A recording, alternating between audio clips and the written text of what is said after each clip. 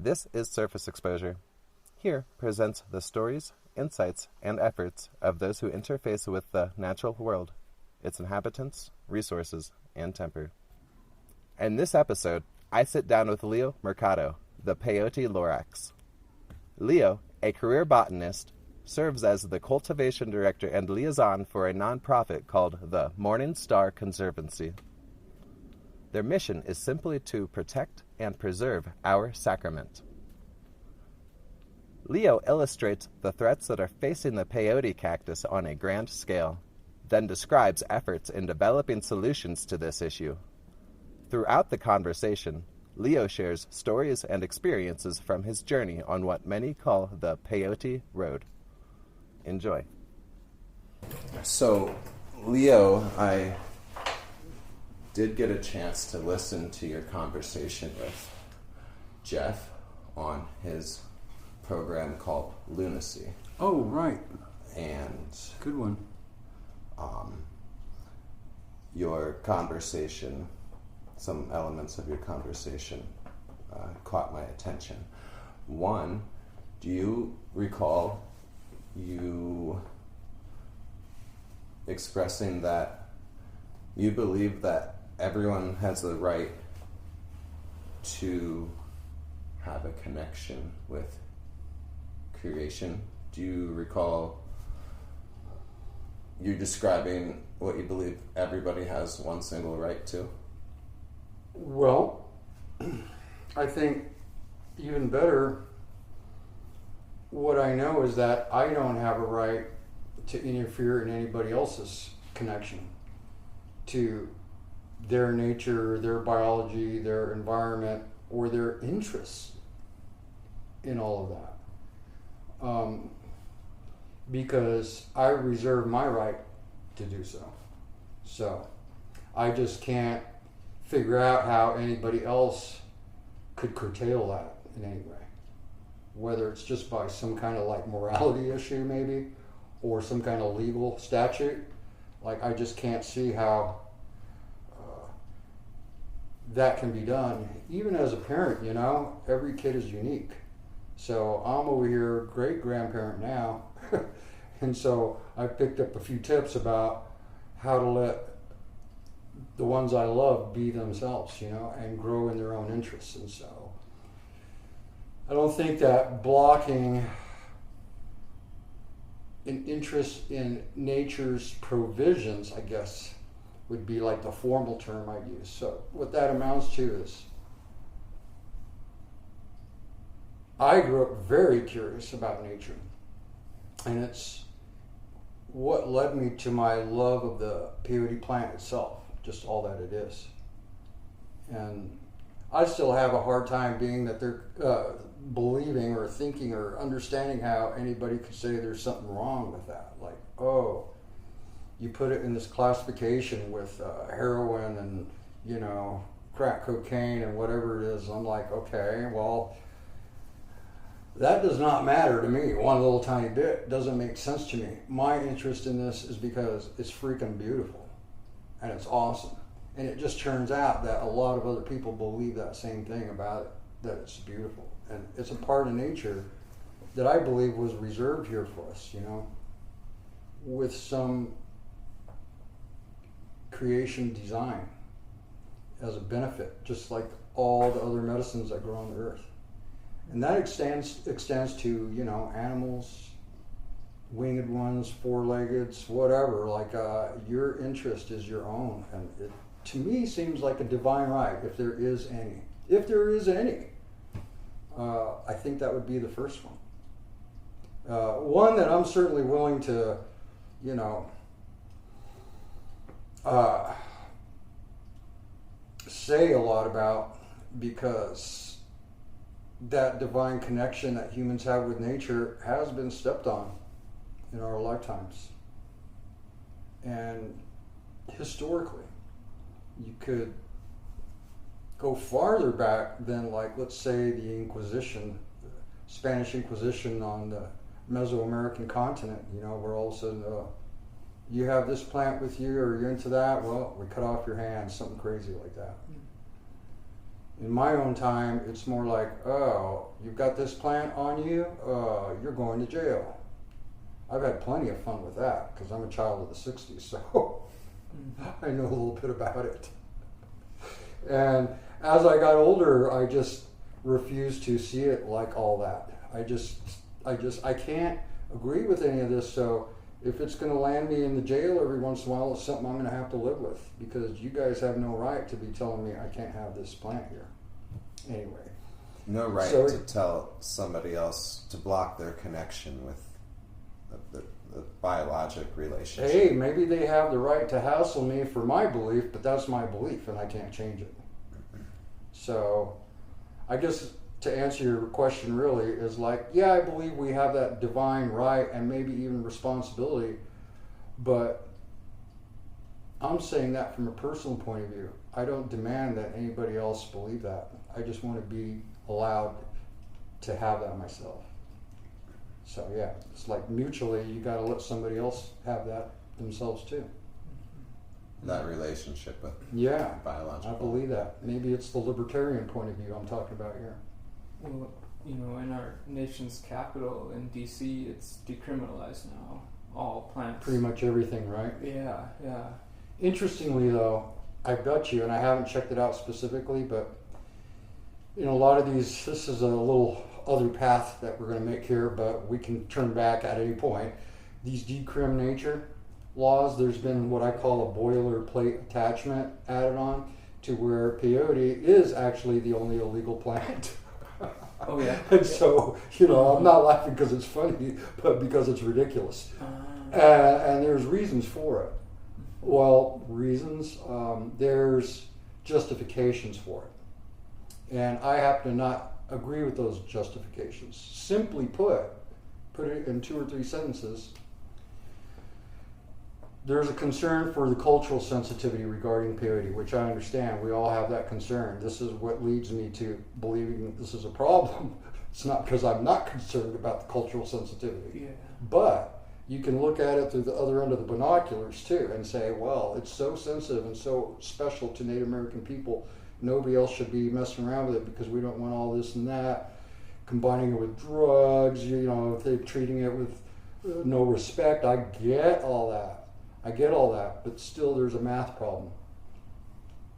If you don't allow peyote to be grown and you keep it illegal to steward, to take care of, there's always going to be less in the world. So I have a problem with the math. I also have a problem with the original thing we were just talking about, where I believe it should be somebody's right.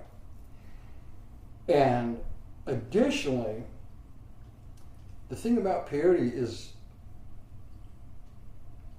there's a reason it's called the Peyote Road by Native people. It's not the peyote experience. It's not the peyote show. It's not the peyote, it's like a road. And so if somebody is going to get involved with wanting to, let's just say, grow some seeds in Washington, D.C., and I know people who are growing some seeds all over the country, by the way. Well, that right there ends up being an act of devotion. Like, I don't care how you are as a person, what you believe. If you can get yourself together to have a relationship with this little tiny seed and care for it for 10 or 12 or 15 years to the point where you could actually cut some of what you grew to experiment, explore, or let's just say potentially abuse it, I say congratulations, because that was a path that you took. That was a road you followed to get there. I'm not saying, hey, you can just buy it on the internet and eat it, it'll be great. No, I'm talking about having a relationship with a plant right now.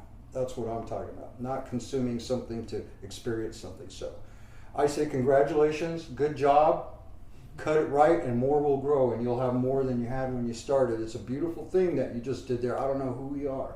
I don't know what your beliefs in. And then I just want to add on before, it's kind of like a joke that I have, but there's some basis for it in that I'm like, oh, abuse peyote? Right. You think it can be done? I'm not sure. If there's somebody that you know that wants to abuse peyote, give them my phone number. Like, they're welcome to come visit me and I'll make them as strong a tea as they want to drink or whatever it is they could, and let's just see how abused they get by this peyote. My experience is that you come to it and it's going to show you something and it's going to give you something you needed. And some people might believe it's not strong enough to do that. Maybe it's not divine enough or miraculous enough. And so somehow you're going to abuse this peyote and it's going to be bad for both of you. I think the peyote knows exactly what it's doing. And if it reaches your mouth, somehow it's going to do that same thing. It's going to give you something you needed, often not what you thought you needed or expected, but that's what it's going to do. And that's what it did in my life, and that's what it's done in so many people's lives. Otherwise, how do you join a church? Like, do you have to be born into it, or can you come to it and go, hey, I don't know what's up here? Most any church or congregation or religious organization in the world mostly welcomes somebody with a real interest, a sincere heart. The peyote does that. So I don't need to be this intermediary where I say, hey, it's okay for you, but it's not okay for you.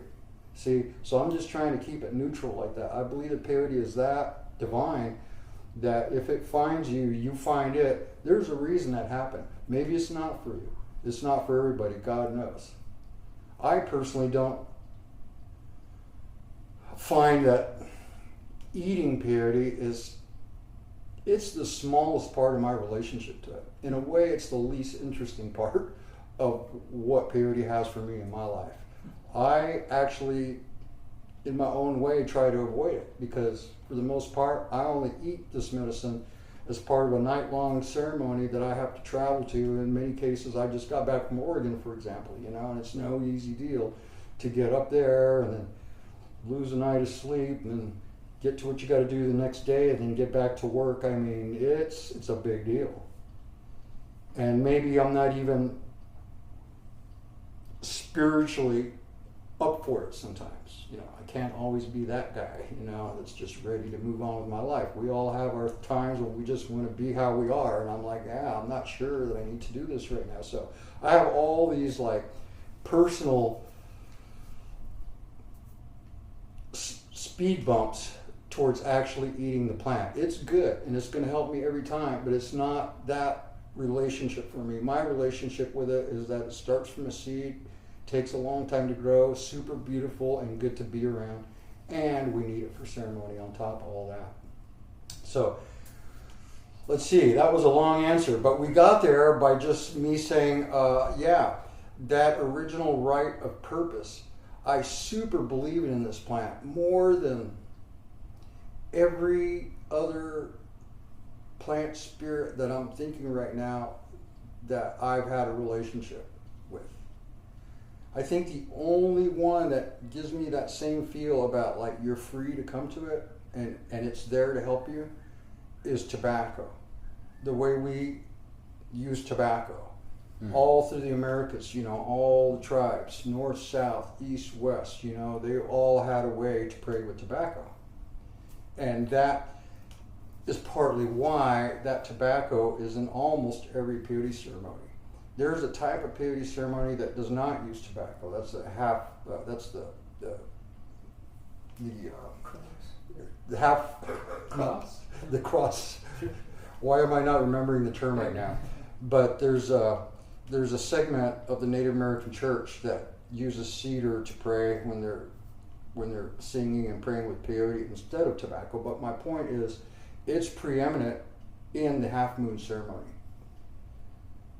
The half cross, isn't that what I was trying to say? I don't know. But the half moon, I'm trying to say, the tobacco comes first, even before you use the peyote. You use the tobacco, then you use the peyote, and that's what it feels like to me. It's like that. It's both of those are plants that have a purpose for man. And guess what? We end up abusing tobacco by making it into a product and a commodity and basically a cancer stick at that point with all what they do to it, the microfibers and the filters, just like the whole thing is just bogus, right? We know that. And yeah, we want to respect the peyote so it never comes to that. There's pharmaceutical companies that have interest in lifestyle wellness, medicines from peyote and everything. And, I'm pretty much on board with, well, the lifestyle is already there. The wellness is already there. These ceremonies are our ancient way of doing that same thing that you guys are talking about trying to profit from. So that's another little reason why that boilerplate prohibition of peyote and decrim laws has been put in, because there's a lot of Native people in particular that don't want to open up an avenue to merchandising it in any way like that. And I agree with that part.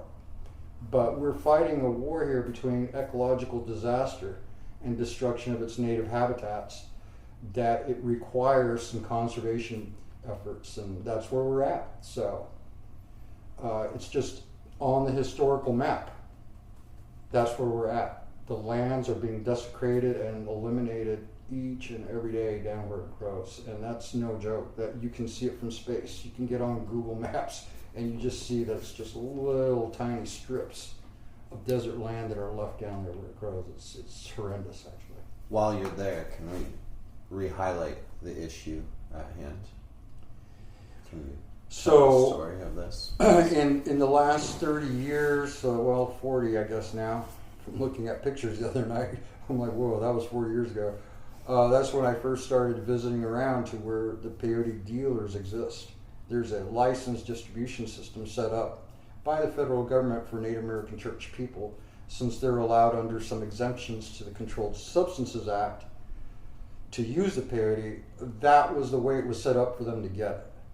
Texas is all pretty much private land, so there's no traditional pilgrimages possible unless you have the cooperation of a large ranch owner that's going to let you into their property so you can pray with the medicine and make offerings. Well, that relationship has been severed by this federal system of distributing peyote. It sounds mundane, but it happens all the time, because you have people in far-flung places, like as far as Canada and Maine and Washington State and even Alaska and Hawaii. They order their sacrament through the mail. Comes with a little receipt that has your DEA number. Well, what that has done, it's made it to where, like how we buy romaine lettuce or something in the grocery store, where you have no cognizance of what it took to get that lettuce to you, or who did it, or everything that was involved. Yeah, great, it's convenient and everything, but what it's done is, over 50 years of these policies being in place and the ecological destruction that goes on down there over the last 50 years too, it's collided to where now the peyotes that we buy for church on the average are very small. We see them less than dime size coming in, and then maybe quarter size if you're lucky. Boy, if you can get to $50 size, you feel like you're doing pretty good. But I've got pictures here from 30, even 25 years ago, where they were way over silver dollar size on average, and that's because there's hardly any left. There's still some ranches that haven't been scoured, but yeah, is it a good thing that those exist? Do we want that to enter the market? I don't think so. I think that places where it still exists down there need to be totally protected, or at least managed properly. There's a way to do it. So what Morning Star Conservancy is doing is we are actively demonstrating proper management of a spiritual resource. And since it is a spiritual resource and not a commodity, in our view, well, your care, your stewardship of it has to be done in a spiritual way. So this whole thing we're involved with, the organization Morning Star Conservancy and our seedling sanctuary project, all began with prayers, even down there in the Peyote Gardens of South Texas, where we could see what was going on. This is many years back now. And our elders led us along this way and gave us guidance, gave us support, like encouragement. Because I wasn't always this age. When I first really wanted to do something, I was half my age now. So I was like 30. Or well, way younger than that. Actually, I was like 21. But in my 30s, I began to actively conserve peyote by bringing little ones that shouldn't have been cut and bringing them home and letting them grow and make seeds. I've seen a huge deterioration since that time, and I feel really bad about it. And so now that I'm twice that age, I'm like, how many more decades do I have to see anything happen? At the very least, we have to demonstrate that it can be done. So in the future, it'll just be an acceptable model, that it's a resource you have to take care of just like any other. We wouldn't have any white-tailed deer left for hunting if there hadn't been some regulations that you can't take out the doe, the fawns, you can't take out the mothers, when they're breeding. You can only take out the ones with antlers that have had a chance to spread their genes and create more deer for all of our futures and for their own right to exist. So this is what we're saying is the government protocol for distributing peyote never included that. And I'm not saying it was on purpose. I have people tell me all the time, oh, that was the plan from the beginning, man. Wipe out the natives and wipe out their sacrament, and I'm just saying ignorance will get you there faster than conspiracy. Like, you can decimate a species just by not properly managing it and respecting it. And that's what's happening with peyote. So Morning Star Conservancy is just, I call it a proof of concept pilot project. And it can be expanded almost in a modular way. I showed you how we start the little seeds, we have a little method, and we transplant them out. We are now in the process of doing public outreach with Native American church groups so that they can see and engage in the process themselves, and then take that home to where they are.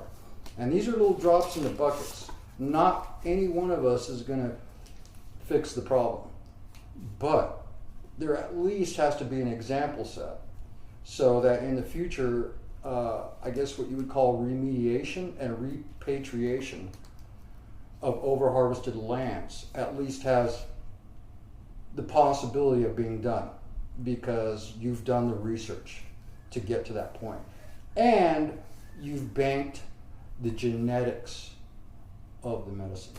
So that's what we're up to now. We're a seed gathering site for plants that originated all over peyote's growing regions in both Mexico and Texas, so that we know that we have that in reserve for the future, for wherever it may be that remediation program can take place. That's our real goal.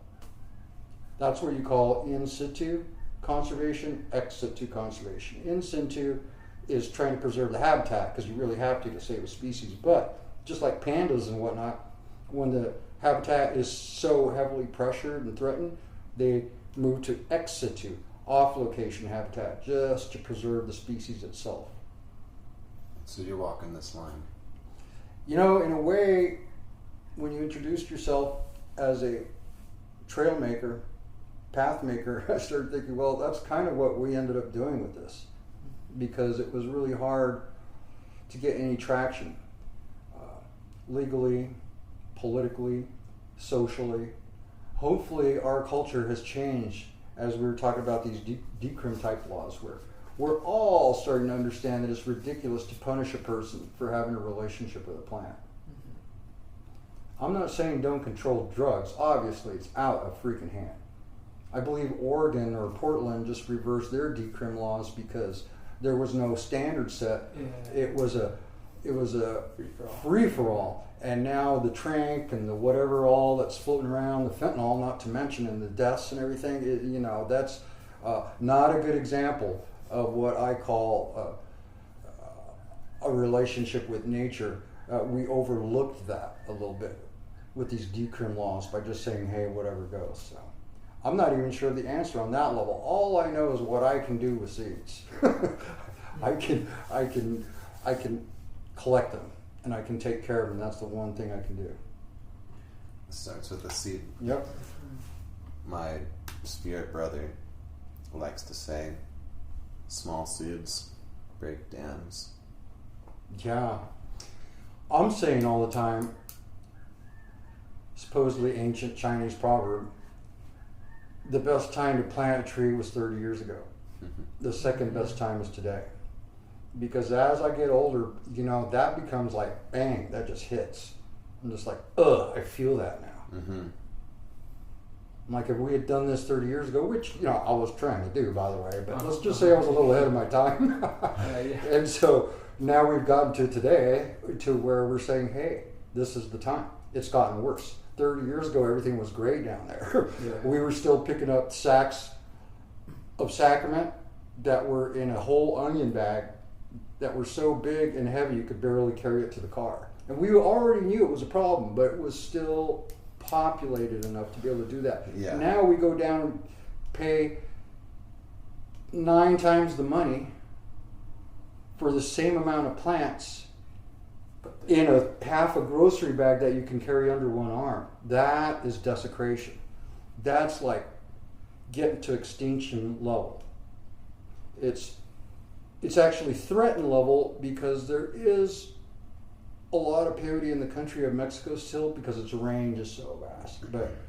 But it is illegal to collect it for Native American church use from anywhere except north of the border in Texas. And we don't want it to be illegal for them to decimate the Mexican populations either. So we're very concerned about that little stretch along the Rio Grande River, which is the only place, in case anybody's wondering, there's a lot of legends and rumors about this, but actually pretty much the only place in the U.S. where peyote actually grows is right along that Rio Grande River. Just a little stretch. It's not a big area.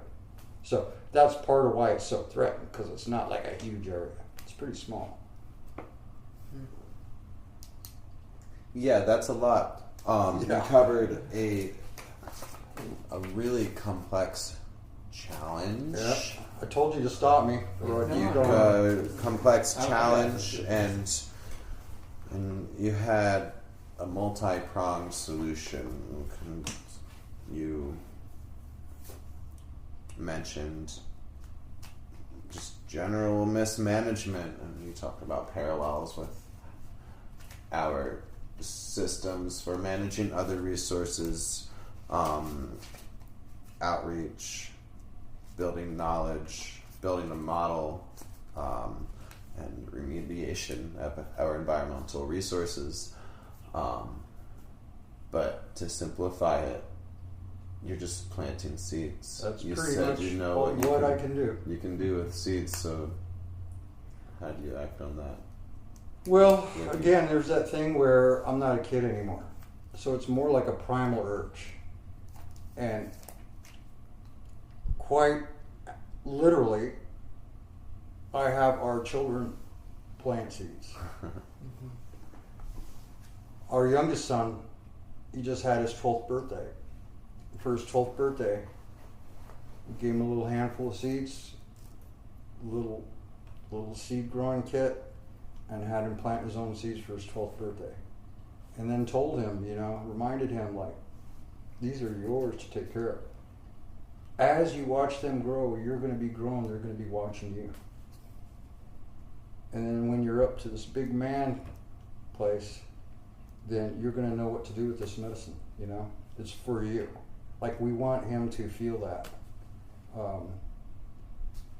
So yeah, that's that one thing I can do, and that was like my birthday gift to my son. It's like, this is what I need you to know, because we're only going to be around so long, me and your mom. That feels good to me. That feels like I didn't waste the previous 30 years, because we got somebody else on it. And people are coming in like that. We've been blessed with people who care. So that's the public outreach kind of education part, is like, hey, if you care, we're not, who knows, it's probably this peyote making you care. I'm not doing a commercial over here. I'm just saying this is how it looks to us. So if it looks like that to you, pick up a shovel. Let's get something going. Some seeds in the ground. I didn't realize that for the NAC, that's legally all coming from Texas. And I hear about people going to the Peyote Gardens of Texas. What does that look like? Are people growing it? And also, I know there's just a small number of maybe even 3. Yeah, 3 licensed dealers. Yeah, can you perhaps. talk a little bit about what that looks like? It's a very good point. And how are they harvesting properly? Oh my God, here we go. Yeah, let's go there. I'll try to make it, concise, but that's such a critical part of this whole thing. Okay, check this out. I know it sounds ridiculous, but you get bonded and you pay like $1,600 a year, and you also can be a licensed peyote distributor. It's super hard work. Nobody gets rich off it. And there's a lot of output. You have to pay land leases to compete with like deer hunting leases on a rancher's land for permission to go pick, because it's all private land. So hopefully you can figure that out with somebody. You pay a monthly fee to be able to go out there. Maybe there's hardly any. Maybe there's a lot. Either way, you're pretty much going to take it all. You also have to pay the pickers. And at the ground, the licensed dealer generally is not the one doing the picking. They hire people, but they hire people by the piece. So if you're some guy out there in the 110 degrees heat of the summer and you got orders for medicine coming in, and you get out on this ranch where maybe it's been picked before and there's just like, there's no like big mother clusters or plants, but you find little ones all over the place. Well, you want that beer money tonight. So you take every one, because you get the same price for a little one the size of a dime as you would get for a big one the size of a grapefruit, if you could find one. Same price. And it doesn't add up for the species. And they're not on their hands and knees cutting it high so that it'll regenerate from a mature root below. And if you cut them young like that, that root, even if you did cut it high, does not have substantial energy to create a new crown as they normally would, so it dies, even if you did cut it high. But in general, they don't cut them like that. They have these like sharp hoes that they just kind of whack them out and bring them out of the bushes because they're in these thorny scrubs. Yeah. So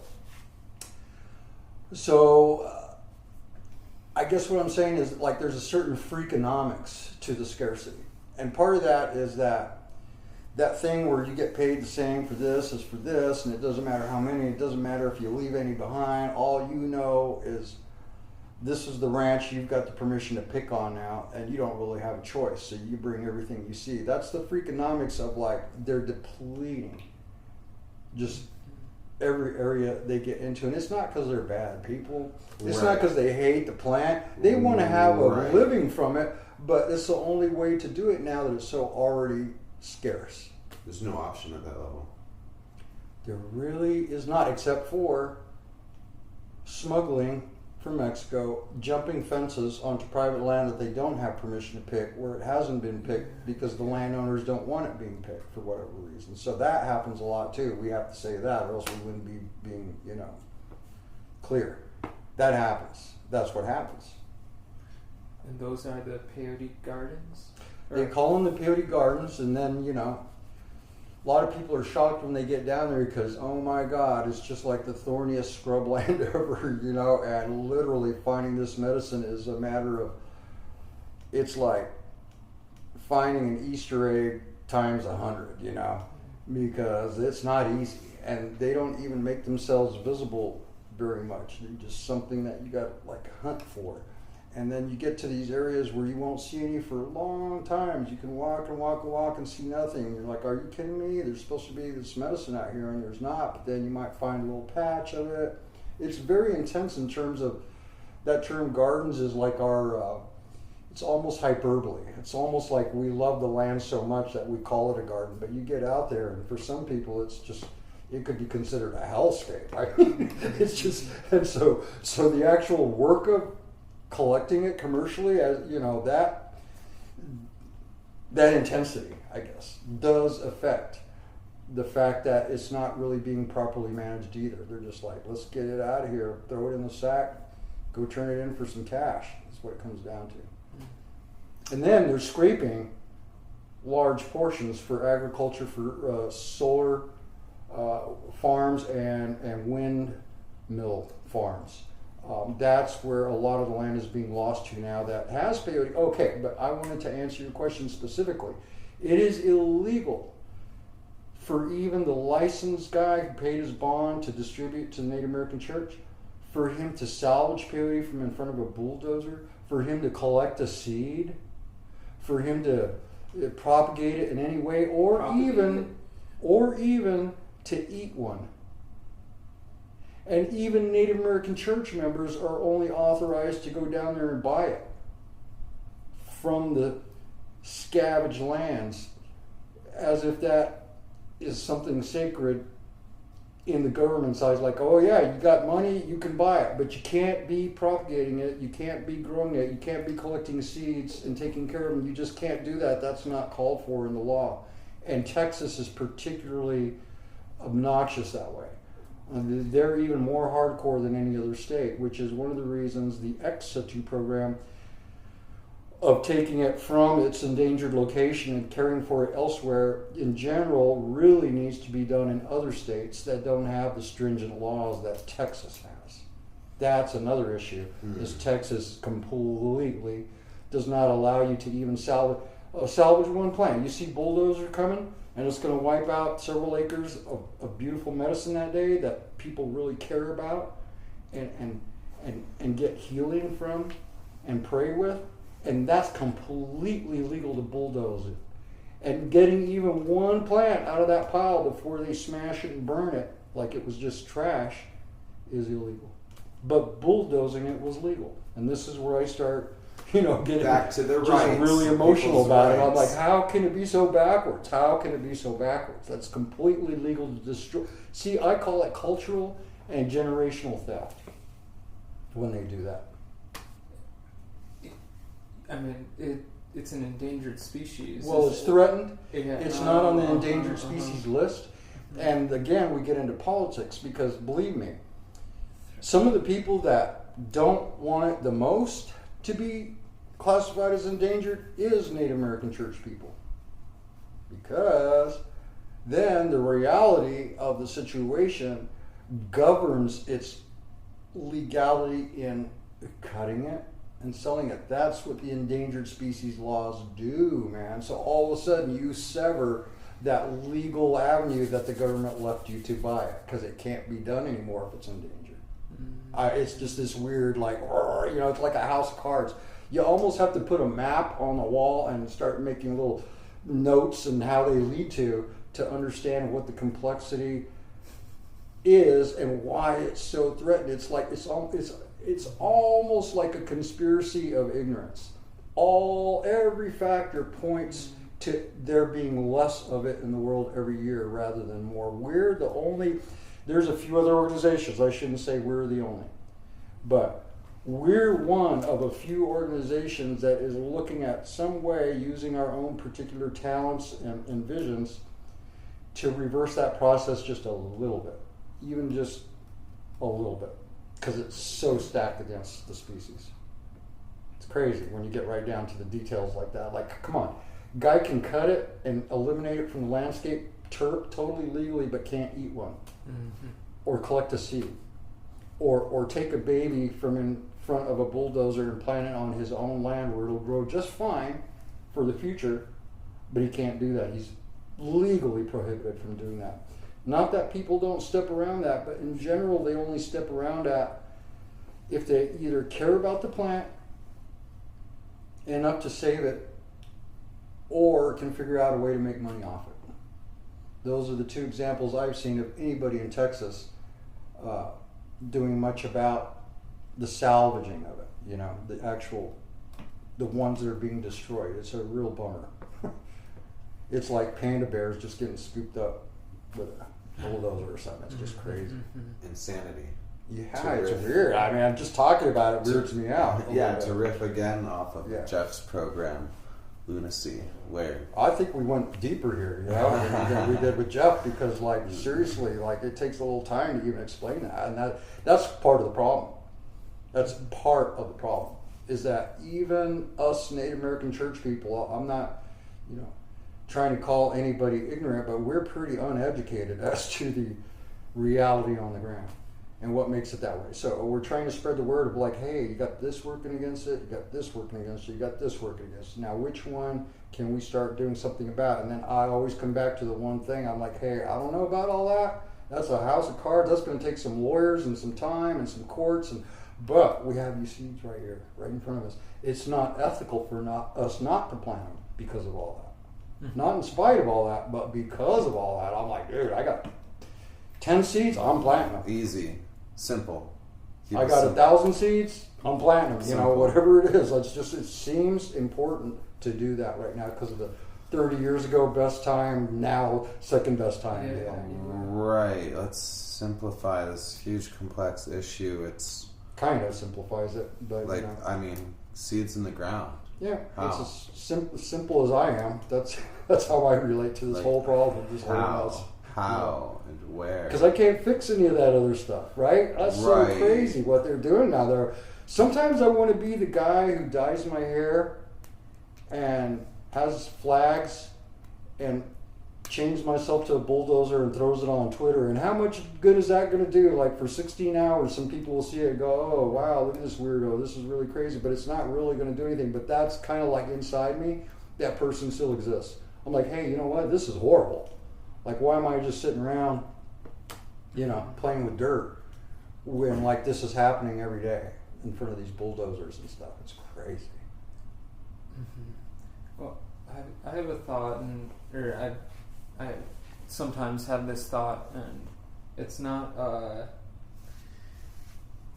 try to navigate this notion not wanting to, like, turn my back on the issue with peyote. Do you feel like a plant like Wachuma San Pedro has any like potential in this situation as far as being a plant that grows so abundantly? Yeah, I hear you. And as a matter of fact, somebody just asked me this yesterday, and I was planning on getting my life together today where I could write him a little response. I was asked, what about the idea of grafting and then synthetics and then Wachuma, you know, like Trichocereus cacti. Well, every one of those things might have its place for sure,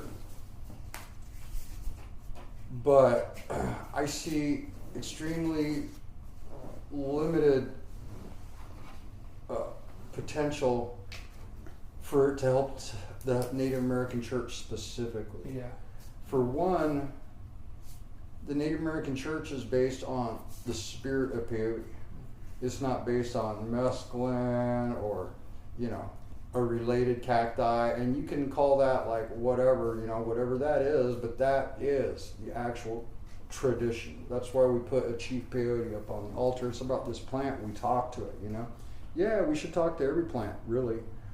But we're not concerned with the alteration of consciousness that the alkaloids in any particular plant give you. We're concerned with this plant, so it's kind of weird. It's like, you know, I have respect for every spirit plant medicine, every plant, everywhere.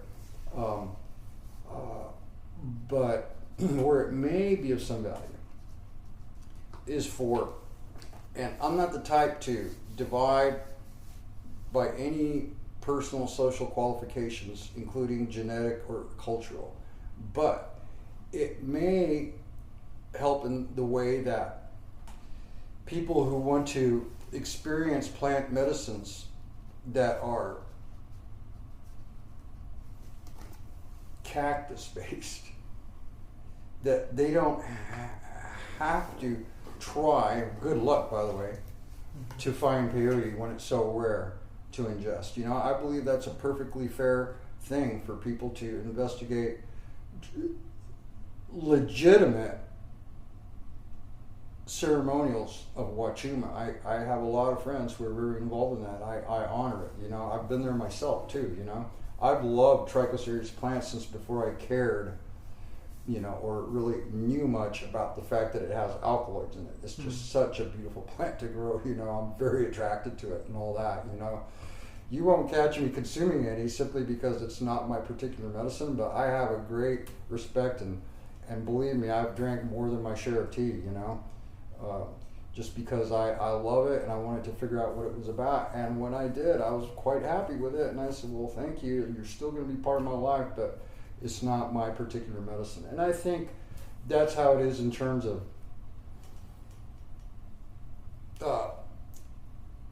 it doesn't really relieve any pressure in terms of being able to use less peyote somehow, because that's what people, you know, might hope, and it's a good hope, you know.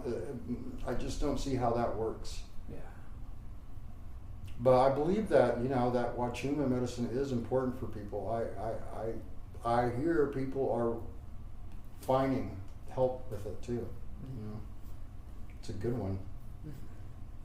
But it's not gonna change what's happening. Like, yeah. I wish there was some way where it could change the balance in the situation, but you know, and it's talked about. I'll read it from time to time in literature, even like, hey, maybe the Native American Church should look into it. And I'm like, you know, back in the day, I even used to invite roadmen to my place and say, hey, we've got this good medicine tea over here made from the South American cactus. We want you to come over here, you know, and sweat lodge with us, you know, and we're going to use it like that, you know. And it's not like it's a problem. It's just not peyote.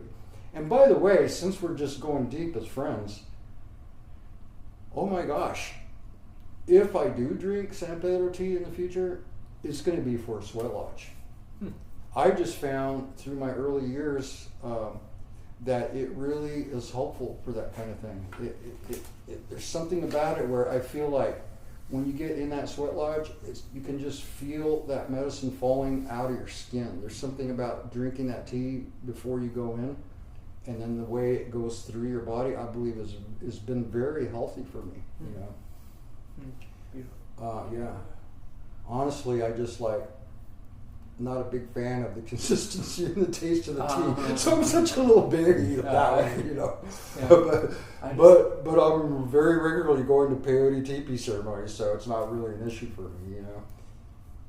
And then we also sweat lodge after a lot of these teepees too, you know. So you get that whole effect too from that. Seeds in the ground. Where, how are you getting seeds in the ground? How are you acting on that? We're trying to maintain enough mother plants to where we're self-sufficient in terms of seed supply. I think I am currently stewarding plants that originated in seven different Mexican states and 4 or 5 Texas counties. So I guess I'm just genetic banking at that point. Everybody that has a little peyote garden, normally after they flower, 2-3 months later, they'll see this little pink fruit in the center. And yeah, I maintain somewhat of a archaic blog, which was a thing from like the 90s, kids.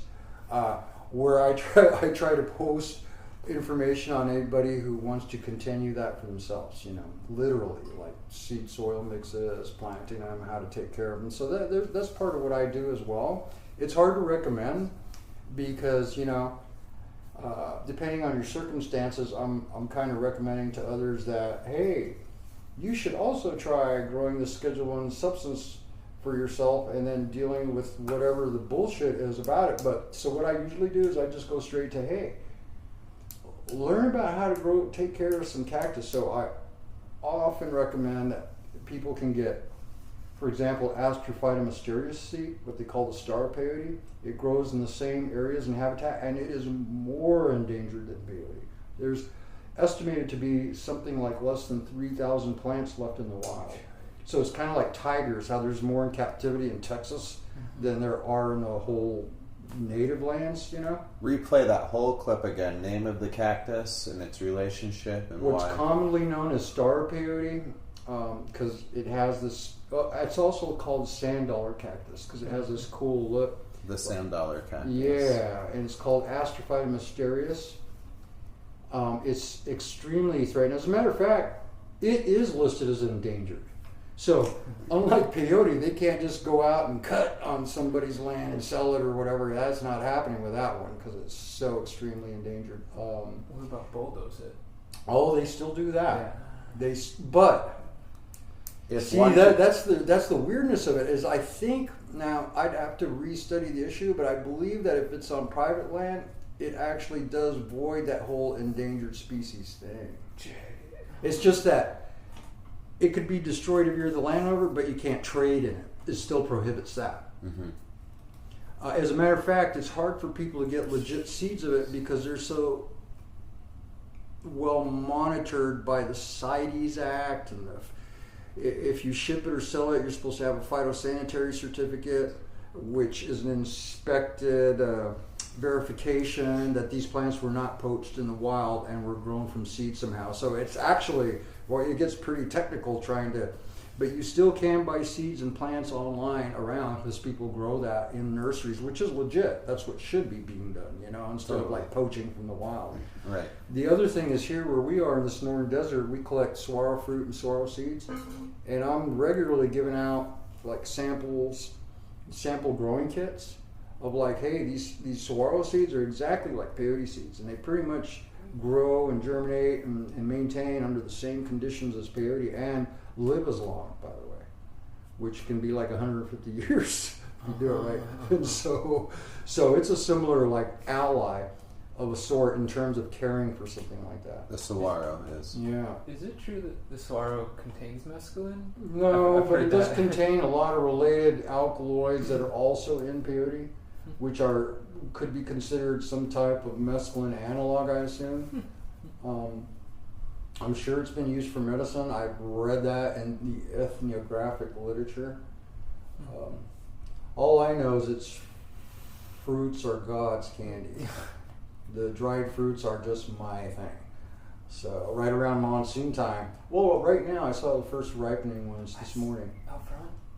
Around. They're not all quite getting there, but the early ones are starting Of to the be saguaro ripe. fruits? Yeah. Yeah, I got to try one yesterday. Yeah, and dried, that's the way to do it. Okay. Dried. They're fruits. all right, fresh, because they're awesome.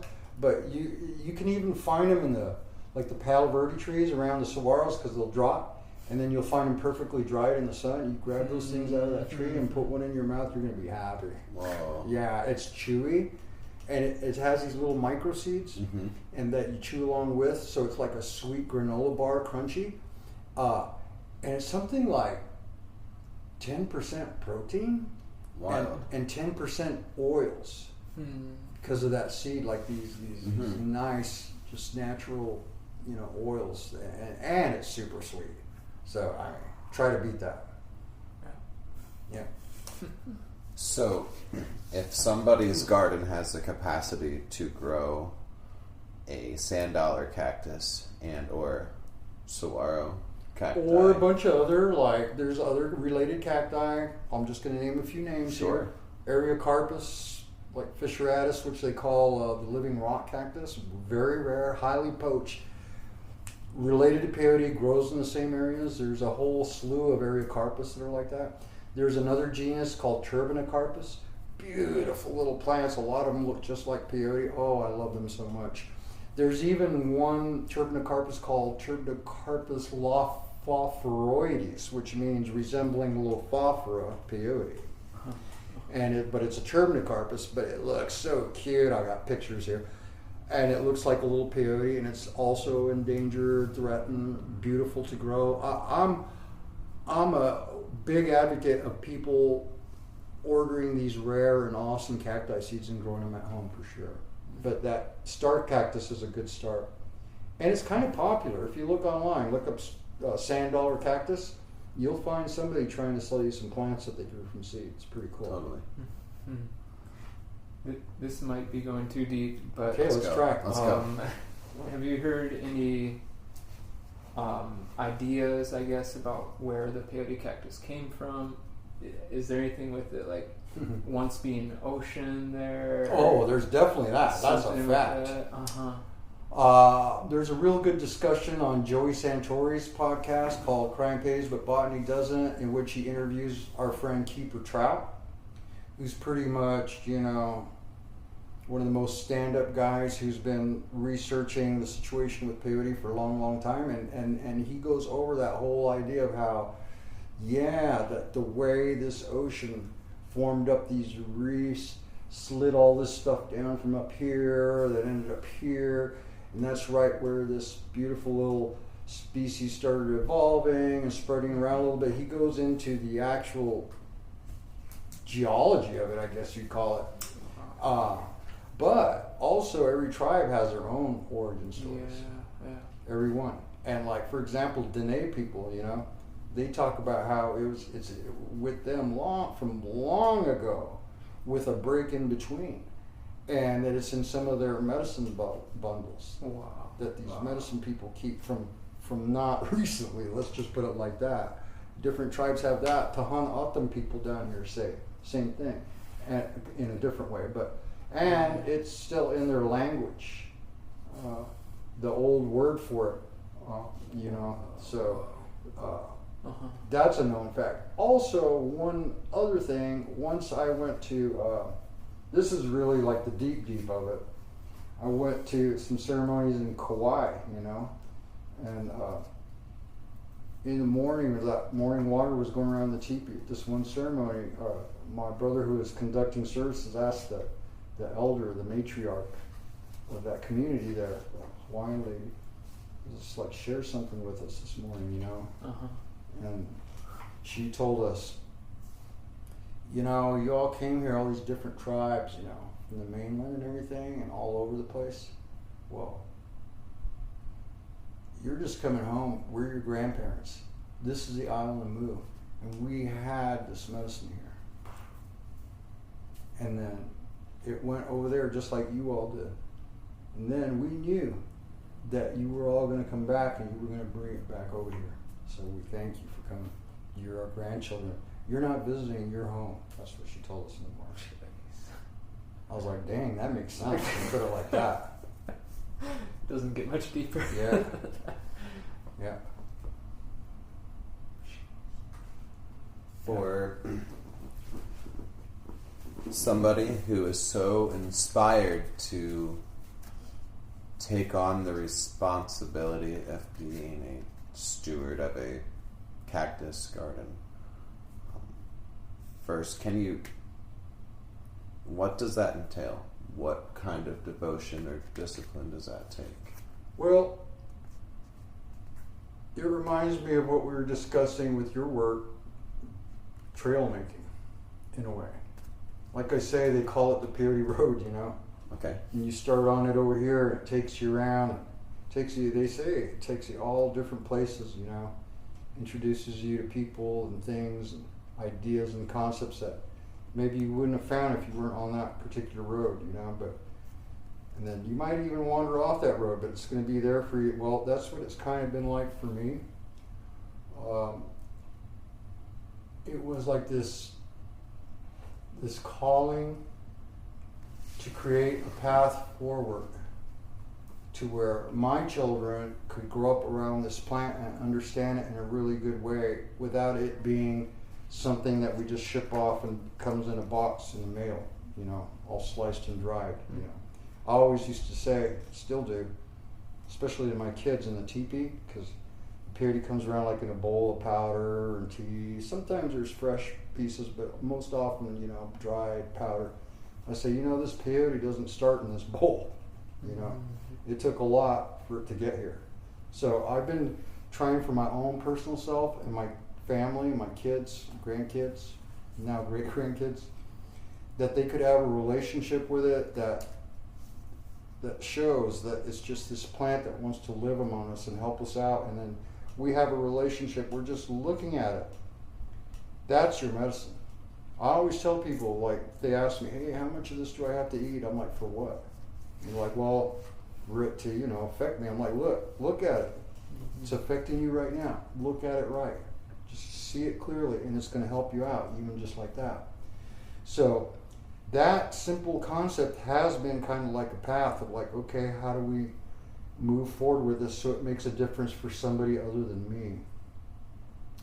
So what we're seeing is that through these prayers, we're now at a point where cooperatively a lot of people have come together that I could have never found. It has to be the medicine. That's the way I believe it. Like different organizations, different individuals. I someday could tell you stories about the amazing level of coincidence, if you want to call it that goes along with this peyote. And it's almost been conspiring to motivate us to help it out. It doesn't have its own feet and hands, and like it's through the people that get this common desire and concern that all of a sudden things are happening. So thank God right now we're looking at our first actual purchase along with the Thorn Scrub Sanctuary project of the first dedicated land in South Texas reserved nothing but for the peyote to be okay. Not for harvesting, not for just for being okay. We thank God we're there now. We're looking at these other properties which are very important prime properties and working on it as we speak to get those acquisitions made. So this simple little thing. So my granddaughter's here right now, you met her, and the other night we were looking at old family photos. Some of them go way, way back, way before she was born when I was practically a kid. But her mom, we found these little pictures of her mom as a little baby just smiling at the little peyote garden at our home, And then here, her daughter's here. Her mom's passed on to the other side, but her daughter's here. And I got these pictures of her smiling, looking at the peyote garden, And that just messed me up in a good way. So that simple little path of wanting something good for my own family, I'm hoping is leading to this larger family. And it's taken some time, that's the way peyote works. Nothing's fast about it. You put that seed down and it's like, it'll be a while, bro, but one of these days it's going to make its own flowers, it's going to make its own seeds, and you'll know you did something.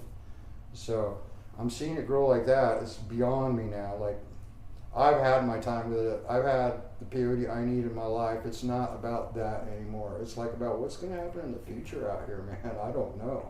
I'm worried about it. But less worried because at least we're doing something here. So it's my personal relief.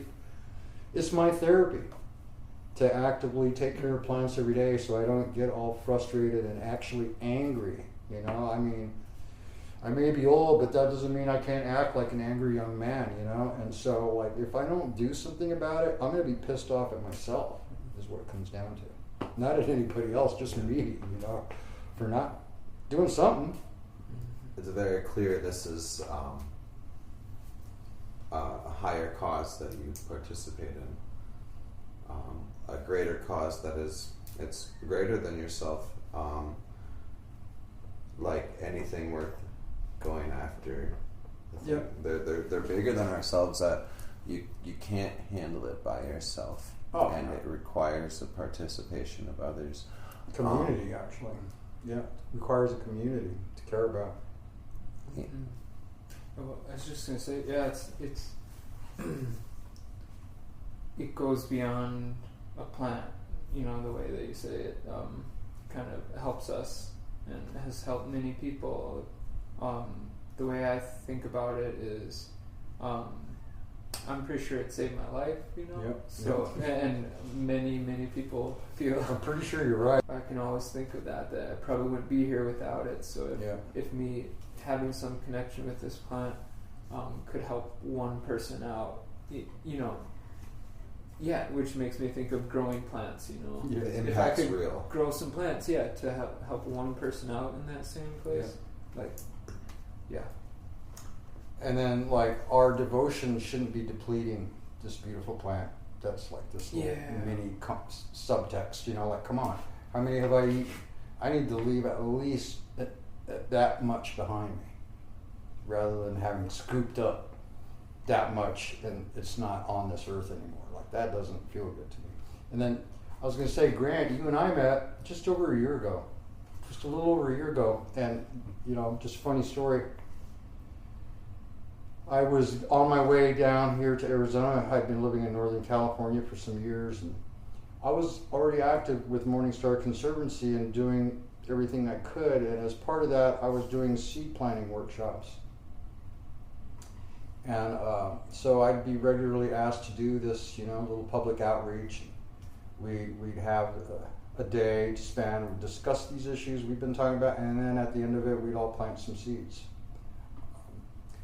So just before I moved down, they were like, hey, we were wondering if you could do one more workshop. And I said to my friend, well, I'm actually leaving like pretty much that day that you're saying, or maybe the next day. And they're like, I was like, yeah, sorry. And then I thought about it a little bit, and I was like, well, that's kind of lame. Yeah, I could do it. It's just like a real crazy time for me. But okay, I called back, and she's like, oh, good, because this person happened to have been born in Jerusalem. She says, my whole Israeli family up here, has this interest, and they want to know about it, and they're even interested in how they could take care of it back home, and da-da-da. I was like, oh, that sounds kind of cool, too, So I was like, went to this.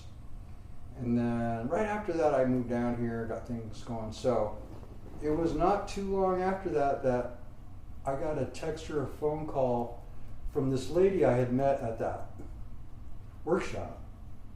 Only met her then, but I guess she got my number. She's like, hey, a friend is sponsoring a ceremony somewhere down there in Arizona. Is that where you're at right now?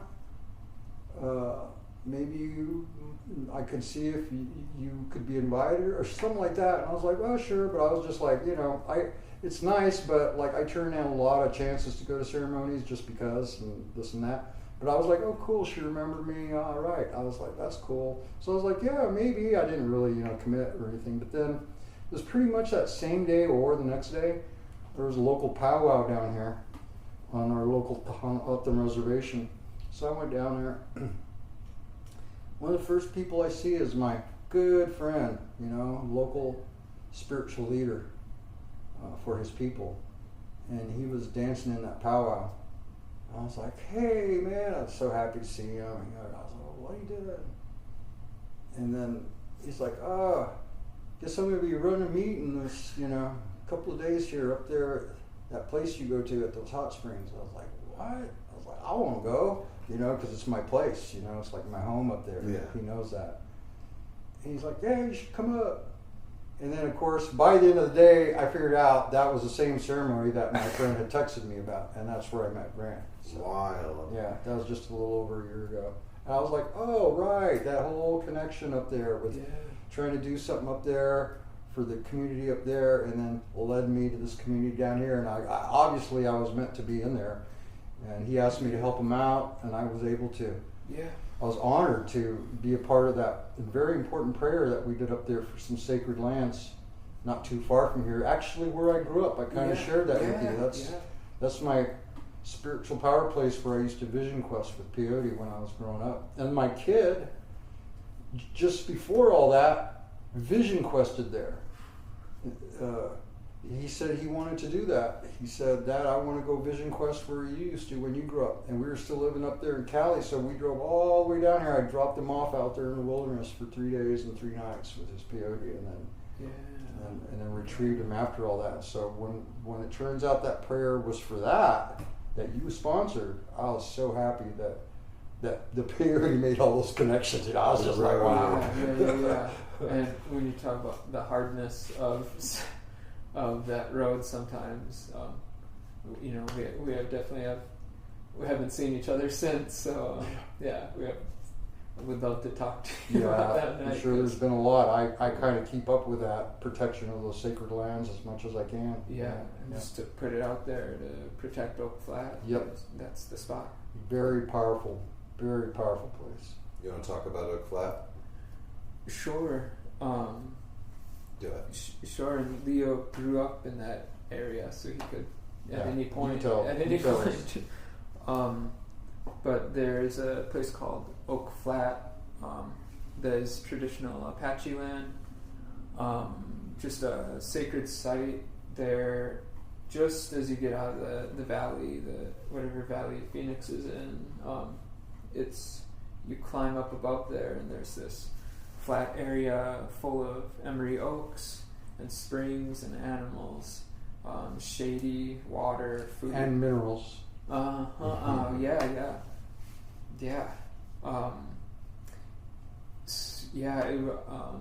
The Apache were pushed onto San Carlos Reservation, which was miles and miles from Oak Flat, and the land became national forest, public lands for the U.S., and was protected as a historical landmark. And in the 90s, I believe, they found like the largest copper deposit in the U.S., from what I understand, under Oak Flat there. And so the mining companies have been after it ever since. Canadian mining company? Yeah. Two of the largest in the world, a conglomerate of these two companies. They're going after it, and they're putting in legislation to the U.S. government, saying like we know this is U.S. public land, but we have this other land in Arizona. Can we do a trade? Can we do a land swap? And they kept putting in legislation for that, and it wouldn't pass for different reasons. For years and years, it wouldn't pass. So in 2013 or 2014, a National Defense Authorization Act was coming up, like 1,000+ page spending bill, something that funds mostly the military for the year, this must-pass bill kind of thing, or package. Those same folks that are trying to get that legislation in, including John McCain and lobbyists, for these mining interests, foreign mining interests, they write up that provision and they slip it in to that package, hours before it gets to Obama's desk and is signed the next morning, a midnight rider. That legislation goes in with all of that and is signed, and so it's been about 10 years since then, and the members of the San Carlos Apache, including the former chairman Wensler Nosey and his family, they've been opposing that for about 10 years, and it's gone up the court system. That fight to protect the land there has, backtracking to the teepee there, the reason we had that teepee, that prayer service on that night, which was the spring equinox of last year, that was the night before Apache Stronghold went into court in the Ninth Circuit in California, where they were Apache Stronghold versus the United States against that land swap happening. They were going into court the next morning, so I asked for their blessing to have that prayer in support of that to be. They were fighting it there in California that next day, so to be over here on this side supporting that in prayer. So they had that court case, and that night was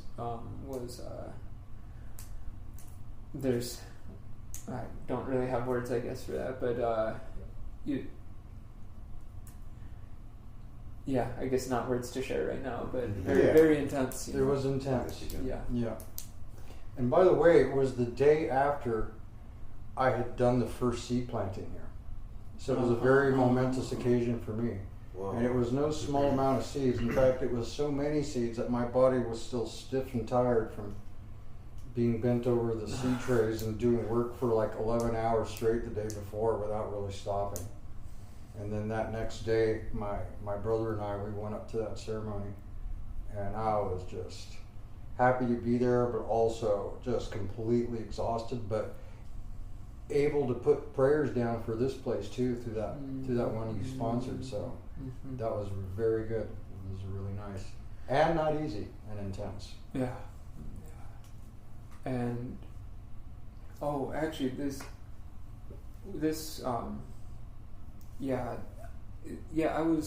I was struggling after that prayer because it was seeing what we're sort of praying against in a way, and like because we're focusing on what we want to happen or what we want not to happen, and so seeing what some forces wanted to happen, was difficult, to look at that, and so I was really struggling afterwards, and we went to Oak Flat afterwards, and I was having this feeling of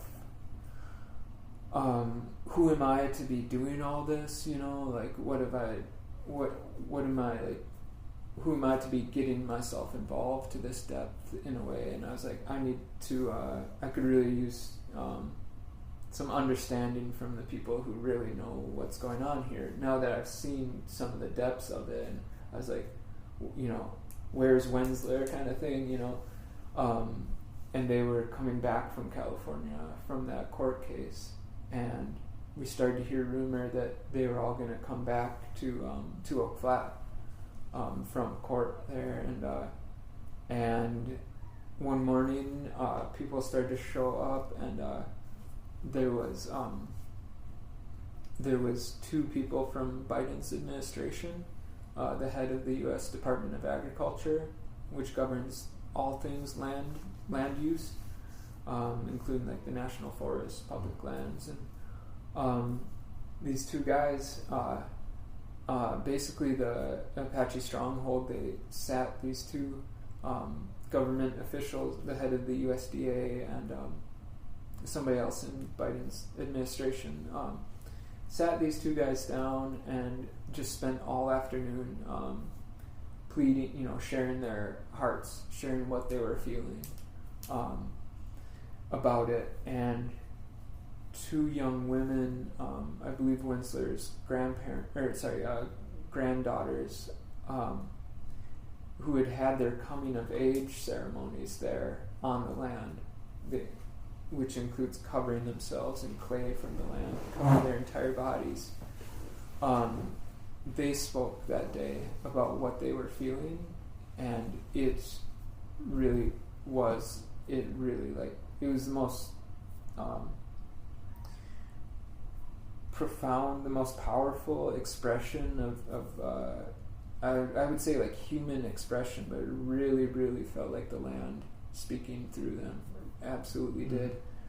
And they shared that, what they were feeling, what they felt the land was feeling in this. And these young women were scared for their lives, scared for the lives of their people, of their ancestors, buried there on that land that these companies want to turn into a crater. And it was the most powerful, maybe the most powerful day of my life, and Nice. And it really helped me out. Oh, good. As I was processing all that, as I was going through a lot. I was like, I'm happy to go through a lot right now for this, Because you already had been to that prayer and everything, right? Might as well let it resolve. That's how the peyote and the prayers work too, They take you somewhere. Yeah. Well, congratulations for doing that. Where we stand with that right now? What's the update? Yeah. So it was hours and hours of people sharing with these two guys, and then they jumped in vehicles and went on a tour of the land, and then we left, and so I'm wondering, I was crying for hours that afternoon listening to all this, and I was really wondering what's that like for those two guys to have all directed right at them. Like, what does that do? How does that? But but I never got to hear that, or I didn't get to hear that day. I never got to hear their response. And I'm wondering that for a couple months, gosh, did that get through? How could that not? And then it comes out that they went back and decided to reject the environmental impact statement that the Trump administration had greenlit, had okayed this environmental review. They went back and said, no, actually it wasn't done properly. And it was imminent that was the environmental impact statement was going to pass, which as soon as that happened, the transfer would happen. And that went from imminent to they kind of said that wasn't properly done. We have to redo it with proper consultation with tribes and things like that. And so it was beautiful to see that expression through humans to have an effect, a very real effect. But then that court case, it took about a year for that court to make their decision. It was 11 judges, and they voted 6-5 against Apache Stronghold. As a religious freedom, they're fighting it as a religious freedom, that it infringes their... It's like one vote away, 6-5, Yeah. And so Apache Stronghold asked them to look at it again, that court with all 20-some judges, and the court decided not to, and so Apache Stronghold has appealed to the Supreme Court, which is the Ninth Circuit was just the step below that, and now they've appealed to the Supreme Court, and the Supreme Court is they haven't said if they will hear it or not. And honestly, I don't know what happens if they decide not to hear the case. Does the ruling stand? It remands back to the district court. And whether or not it stands, I'm not sure, because I did read a little bit about that decision, and to my recall, it's what often takes place. I mean, interestingly enough, I've seen it in peyote court cases too, where the government will say, well, based on your argument, we're not hearing this out, or we're not decided because it's not a religious freedom thing. It's like, in other words, they're kind of saying you got to go back and rework this so it's a violation of something we'll even consider. This has been done for peyote in the past. Peyote Way Church, it's another long story, but they went to district court in the state of Texas, seeking their right to not have to have tribal papers to pray with this medicine and be able to buy it and harvest it in Texas in those days. And the court said, oh, well, you're talking really good stuff. We see all your evidence, but you're claiming this is a violation of your religious freedom or your constitutional rights, and it's not, because we're not basing our decision on religious stuff. We're only basing it on our special relationship with tribes. It's just a convenient way of misdirecting or like a keto, your argument to where they don't have to rule on your argument. It sounded to me when I read about this decision that it was that. So I would assume, just to answer your question, that it would probably remand back to the district, and there would hopefully be an opportunity for a restated pleading of some sort, based maybe, possibly, I don't know, I'm just guessing here, I'm not that smart, but possibly maybe just purely on the environmental and community factors, without them having to decide a religious freedom right, because that's what they like to avoid. There's almost no winning for the feds based on a religious argument, if you understand, because that gives weight to the people.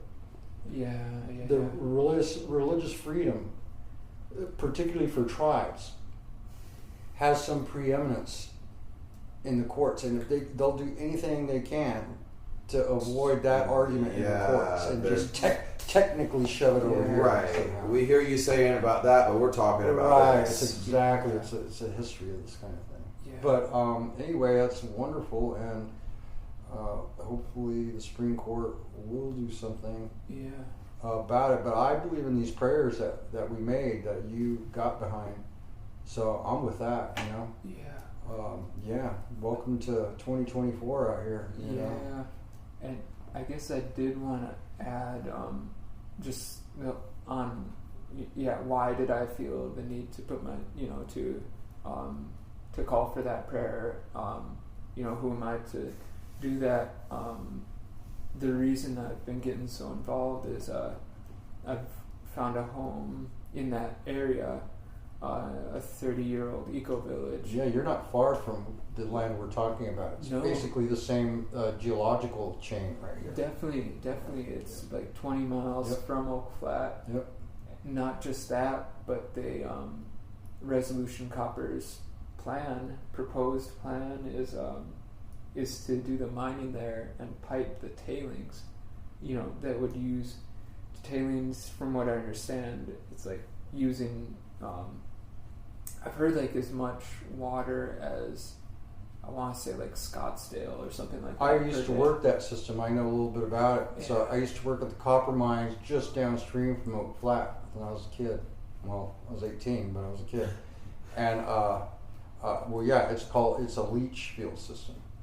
And so that was my job. Was like I was in charge of the gazillion gallons of water that they use to leach out the tailings. Is that a pond? It's a pond, right? And right. It's the lower grade ore, that what they call the overburden, from where the higher grade ore exists that they just directly smelt, but they insist on leaching it with this acidic water base to get even the lowest grade, low percentage in the water. It's literally diffusing the copper through an acidic reaction process so the water ends up at the bottom where you're collecting it is green, because that's the color of copper oxide or whatever. That was my job. I used to come home with green skin, and stuff like that. It goes through a lot of water. And probably the worst part, to me, because I grew up by that mine I used to work at. That leaching process, that telling process just takes out so much landscape, and all of it is just, they literally just cover the saguaros, man. And I love them so much. So when I see them making these tailing piles out here in my homeland, where I literally, me and my friends, my dad, that's where we used to hunt. That was our hunting grounds. And now when I go over there, there's nothing, dude. That's just like all these tailings that covered all the saguaros and all these springs that we used to go to, and all the animals, creatures, habitat, and plants. Those tailing processes really get to me, because there's the water issue, but there's also just the landscape, the footprint that they take. Yeah. So anyway, 5,000 acre is what they're proposing. That's a 3 mile wide. That's a lot of sacred ground. And they want to put it right on Dripping Springs Wash, directly on that, which 10 miles down flows right into the Gila River. There, Yep. We covered two big issues. We covered an issue, the first being the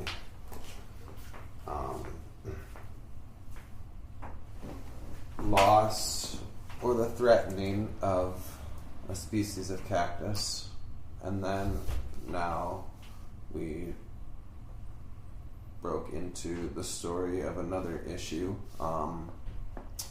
resource extraction, and I was curious. They're kind of the same issue, though, right? You're talking land-based. There's a word for it that I wouldn't say in front of my granddaughter, but it's like a desecration of the land in both cases.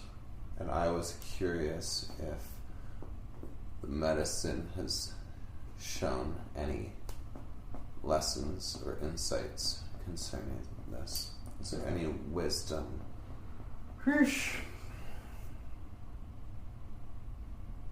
if you would interpret it? It may seem somewhat of a side issue, but I don't really think it is. It's something that my coworkers and I discuss quite a bit.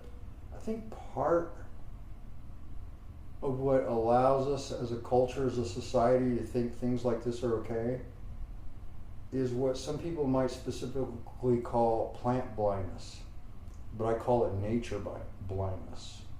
So like this example of, I was just saying how the tailings projects have covered these places where I grew up, you know, just, and I cared about a lot, and now they're under like millions of tons of, you know, dang, you know, like if somebody loves those plants and that environment and those little hills and all the animals that used to be there, you know, they're going to find it wrong to do that. And so if we're blind to the beauty of the life that exists on the land, we'll just allow it to be okay. Somehow we'll excuse it. I don't know. That's the wisdom I've got. So maybe at the micro level, it's like our personal love for the biology of this earth and the nature around us is maybe the only cure for that. But you just can't inject that love into another person like a vaccine. They have to come up on it themselves, you know. You have to build that connection yourself. So one of my reasons I love our friend Joey Santori, who does this Crime Pays but Botany Doesn't pod and videos, is because I see him like kind of curing plant blindness almost like one video at a time, one podcast at a time, and he has a pretty good audience. That's very helpful, man, because then you start, people are going to say like, no, not this ground here. Every ground is important to somebody. Oh, you know, that reminds me. Here's some wisdom that I feel like the peyote did offer me through that ceremony that Grant was talking about. Yes. I didn't really know I was going to be in that ceremony till like the day before, you know. So I hadn't had time to really sit with this issue or anything. I just found myself in this teepee, and here we are praying about it. And then through this night, I was going, wait a minute. Yeah, I love this land we're praying about. It's very sacred. But then what started coming up for me in that ceremony all night was like, well, but then again, what land isn't sacred? I was like, wait, hang on. I'm like, where are we going to draw the boundary? You know, every house where you live, like under that foundation was some sacred land at some point. You can't like mourn it now. I'm not saying you should rip your house up and let it go back, you know, but you know what? You got to appreciate it. The fact that we sacrifice this piece so that I could live, so that I could grow up, so I could be comfortable, and I'm not sleeping on the rocks here. Okay, you know, that's cool, but like, man, we can't just do that extravagantly and without proper management of it. That came to me through the night. That's what I kind of shared in the morning too, because my job in there, I had a particular officer's position in this ceremony. One of the things my job was just talk to the people and share some insights in the morning. And that was what I came up with. I'm like, hey, you know what I was wondering? Like, guys, like, what land isn't sacred? So, like, maybe right where we all live, we can start right there with not being blind to the beauty of what the place is, you know? Yes, getting seeds in the ground. How? By putting them in sacred ground. What ground isn't sacred? Right. I have a friend who just bought a couple acres just down the road here in this beautiful desert. And right away, he set about loving that place up. Instead of like, you know, altering it as if he could make it better, he's like, yeah, you know, it's more like maybe the land can make him better.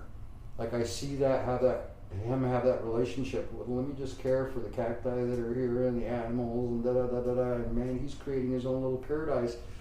You know, you might not be able to tell if you drive by his property, but for him, like he's able to sit with his little sanctuary and just be whole.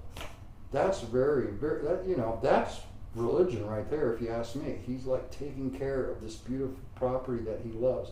He can't control beyond his own boundaries, but he can control that and he can love it. So I think that's where it starts, is right wherever you are. I know some of us are in urban areas, but even urban areas, I visit them all the time. I was just in Portland, you know, and hey, there's still nature going on down there too. And you find people caring for the little pieces that they can. Maybe it's a little community garden, maybe it's the trees that you care for. You know, there's always nature willing to work with us, even when we've already kind of screwed it over, you know, a little bit. There's somewhere. You know, path making, by the way, is what it reminds me of. Like if you're going to live in an urban environment, you got to create a path to where there's going to be a little nature for the human element to be able to be blessed by. You know, it can't just be all concrete and asphalt. You know, there's got to be, you got to bring it in. You know, you got to bring the outside world in. I really believe that. That's how to have a healthy life, you know, as far as I'm concerned. And for anybody listening who, if they weren't already, they're now inspired to do that, where can they find resources? Where to start? Geez, I don't know. If you really want to start.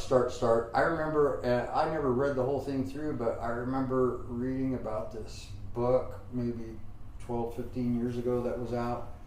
And I'm just going to bring it up because of the concept, but it was called, I think it was called The Last Child in the Woods. And it discussed this concept, which I think they called nature deprivation syndrome.